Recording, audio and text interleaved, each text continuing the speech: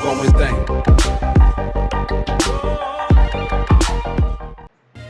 everybody, let's talk today about a very small cap in the medical sector and see what it gets. The name is called Prodex and all the values that I'm going to present you are based on Q1 2020. Ticker is PDEX and the share price at the moment is $18. So let's go.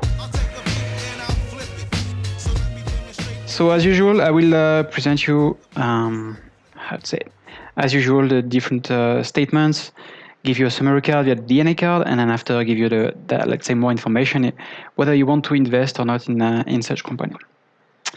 Okay, so let's go just quickly on the technical. Prodex has been increasing, let's say almost triple, even 4 times, 5 times more than it was in 2015, and then we're in upward channel.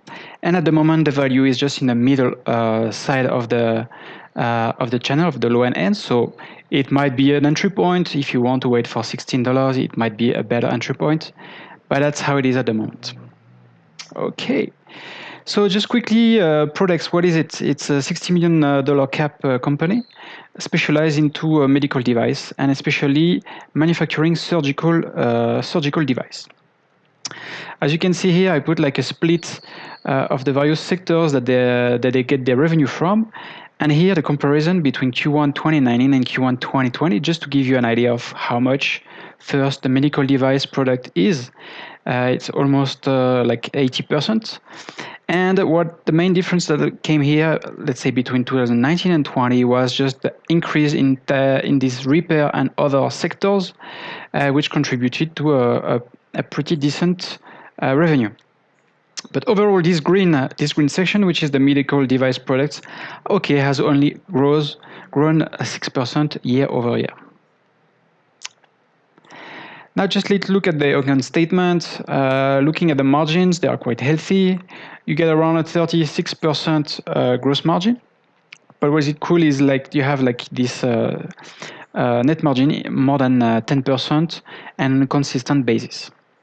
Here on the revenue over the last 4 quarters has been increasing, and as you can see also the net income has been proportionally increasing like more than 30%. And this is what is interesting to see is if you have an increase in revenue, how much the increase is on the bottom line, which is the net income, which is exactly what we are looking for. Regarding the OPEX split, as you can see, this decent and consistent 10 to 15% net margin is also followed with a decent investment into research and development, representing 7% of the revenue. So the company is not sitting on its chair, it's just also investing into the future. Here is the balance sheet. So as usual, I present like a dynamic view of the balance sheet by showing you the last 4 quarters on a single graph. So as you can see, you have decent, let's say, working capital, let's say current assets, and in total it's $21 million compared to a current liability of $4 million. So it means that your working capital is positive and then really like good positive of, let's say, $17 million. They have little debt.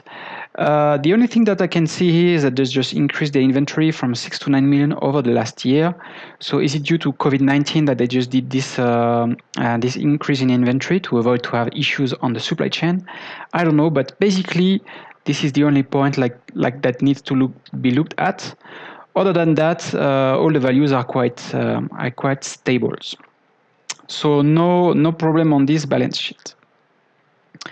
Looking at the cash flow statement, so the same, I present you the cash flow statement over the last 4 years. And each, let's say the green is the operating cash flow, the orange is the investing cash flow, and the red is the financing cash flow. And what you want to be sure of is that the net balance, which is here, remains positive without having to raise money via debt or via, let's say, share dilutions. And in the case of Prodex over the last 3 years, it's been a really, really good operating cash flow. A very little, let's say, debt financing or let's say money raising. And also on the investment part, as you can see, the capex, which is like one of the most important parameter to look at, remains quite low compared to the operating cash flow. As you can see here, just on 2019, the capex was a bit higher than usual, so it went from 0.3 to 1.4 over the last 4 years. But actually, on the trailing 12 months cash flow statement, the capex just remains below $0.5 million. So it's very, let's say, light consumption of capex that Prodex is experimenting. So I like this profile.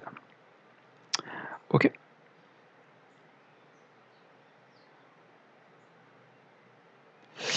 Just one point on the financing. Actually, you can see that they just raise money via debt to buy back some stocks. So okay, this one I didn't see it, but something we need to look at. This is not very good practice, at least for let's say for the company. For the shareholder, is good because of course you buy back stocks, so the earning per share increase. Okay, now let's move to the DNA card. This is where I summarize all the different statements that I present you just before. And what you really want to look at first is how to calculate the enterprise value.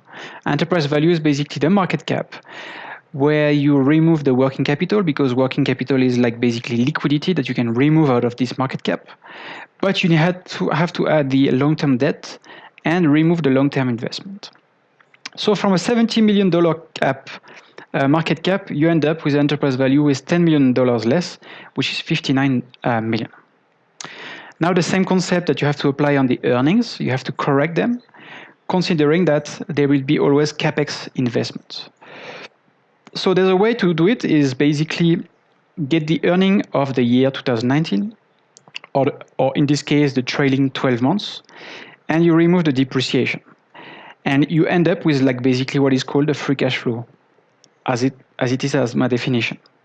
And basically to get the yield return of the company at the current price of $17.5, it gives you a return of 6.8%, which is really, really decent. If I do the same exercise based just on the last quarter, so basically just take Q1 2020 and multiply by 4 the earnings and also depreciation, I end up with also an even higher yield return of 7.5. If I take this value and then actually I just add the research and development, I end up with an even higher yield of more than 10%. This is just to give me an idea of how much, let's say, R&D they invest, and how much would that be if they just cut completely the R&D. This, if it's more than 10%, it's really, really good. So I like it. That's why I put a thumbs up. Now let's go on the valuation side. So this is this part, where you can see actually that the EV to sales, the enterprise value divided by the revenue, is 1.9. To me, it's quite good, considering that they have a net margin of 14% and like a gross margin of 40%.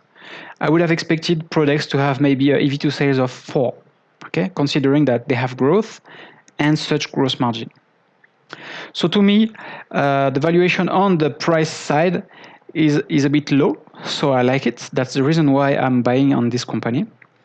Just one point that I don't like too much is just the price to cash, which is 10, so it's a little bit high, and we would have expected at least the company to have maybe, let's say, a price to cash maybe at 6 or 7 would have been a bit better.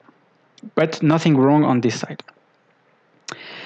Regarding the debt, I like to compare this compared to the market cap, so it's only 9% of long-term debt, and also I compare this long-term debt related to the yearly earnings, and basically in 2 years, basically the company can reimburse all the long-term debt. So we are in a safe place for the company. It's not over in debt. Okay. The net margin, operating margin, gross margin already mentioned to you in this income statement at the beginning. But what we need to look at then is the operating leverage. Basically, what is super important when you invest into a company is not necessarily just looking at the revenue growth, but it's also looking at how the OPEX is growing compared to the revenue growth. If a company is increasing, let's say having revenue increasing at 100%, but their OPEX is 200%, basically it's not a good deal. And that's the reason why I'm also looking every year on a yearly basis and on a the last 3 years, how was the revenue growth compared to the OPEX growth? If the difference between the two is, let's say, the higher, the better. And to me, Prodex has a good, let's say, a decent revenue growth, 42% over the last 3 years, but also the OPEX growth has just increased only by 20%. And this is exactly the point that you need to look at when you invest in companies, is to see how the operating leverage is behaving. So overall, a good yield return, a cheap valuation, price valuation, and a decent revenue growth and operating leverage. This is exactly what you want to look for a good company.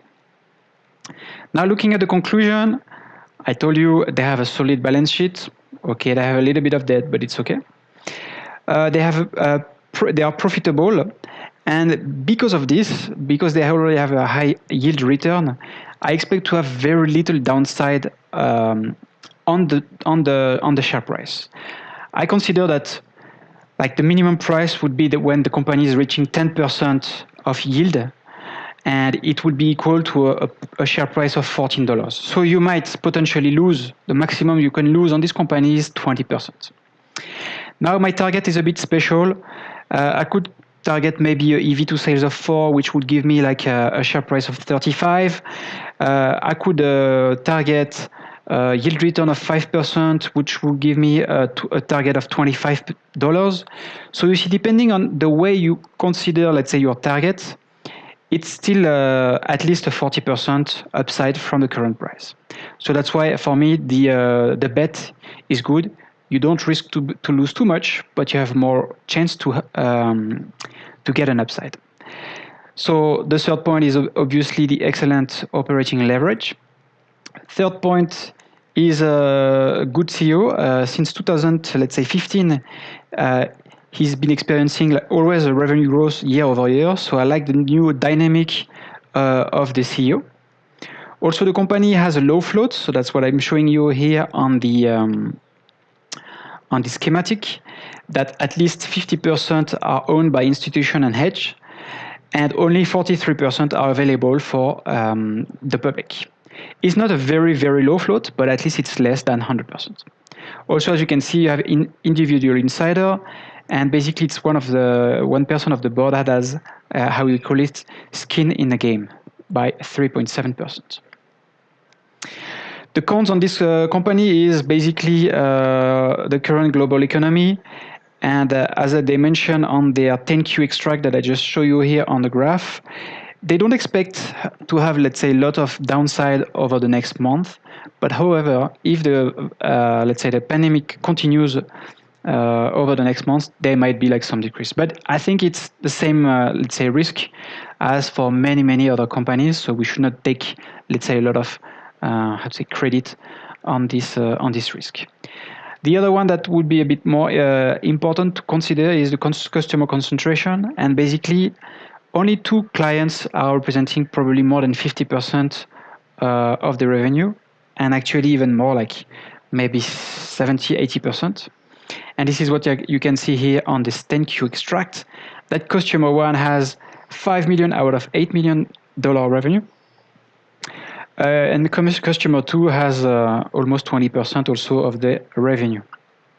Sorry, it's written here on the percentage of total. So 63% for the first customer, 30% for the second one. So this is really like not a risky, but there's a potential of the customer 1 just basically to cut on some sales, and that would be like impacting very much the bottom line for Prodex. But overall, I think it's a good company. I come back to this DNA card, and basically I like all these the aspects of the company: the yield return, the price to sales valuation, revenue growth, and operating leverage. Of course, there are some risks to be considered, but basically I see more upside than downside on this company. That's the reason why I was showing you presenting you this company today. Again, if you have any comment or companies that you want to be looked at and maybe give me some inspiration, don't hesitate to put this on the comments down below. And I see you on the next episode. Bye bye.